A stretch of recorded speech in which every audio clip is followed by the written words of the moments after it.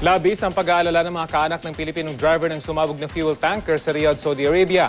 Kasama ang mga kaanak ng iba pang truck driver na nadamay sa pagsabog, humingi sila ng tulong sa Overseas Workers Welfare Administration. Mula sa La Trinidad, Benguet, may ulat on the spot si Oscar Oida. Oscar? Yes, Rafi, hindi napigilang maging emosyonal ng pamilya Kebeng nang makaharap nga ng GMA News kanina sa tanggapan ng OWA.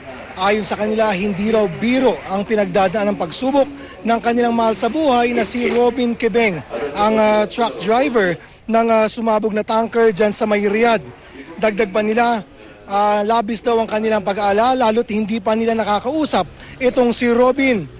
Itong ang asawa ni Robin na si Vina ay naikwento pa sa atin o hindi napigilang isariwa yung kanilang huling pag-uusap sa pamagitan ng text nung batiin umano siya sa kanyang kaarawan na si Robin.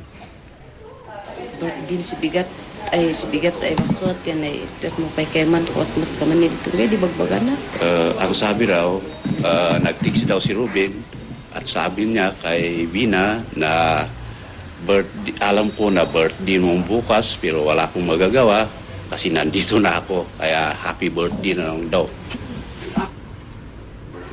Rafi, isa pa sa mga kinasasama ng loob ng pamilya ay yung kumakalat umanong bali-balita na nakainom raw si Robin nang mangyari aksidente. Di raw sila naniniwala dito at sabi nga nila ay sana raw maging responsable yung mga gumagawa nito at hindi magkakalat ng kung ano namang mga impormasyon lalo pat under investigation pa ang pangyayari. Nagsadya sila sa OWA kanina para humingi ng tulong. Bukod po dyan, nagbigay rin ng suporta itong si Aling Josephine, ina ni Robin, at panawagan niya kay Robin, huwag daw susuko. Ito ang magkasunod na pahayag ni Aling Josephine at ang kapatid ni Robin na si Ador. Nandiyan ka sa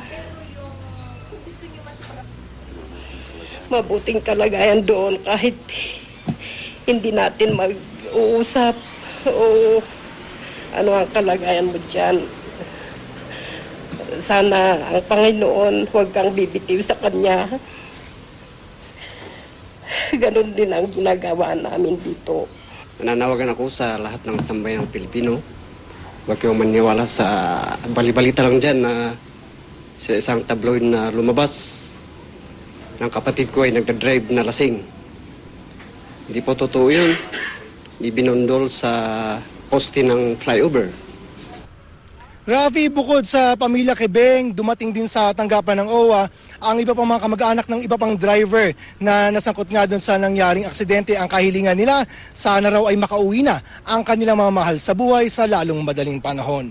Mula dito sa La Trinidad, Benguet, Oscar Oida, GMA News. Maraming salamat, Oscar Oida.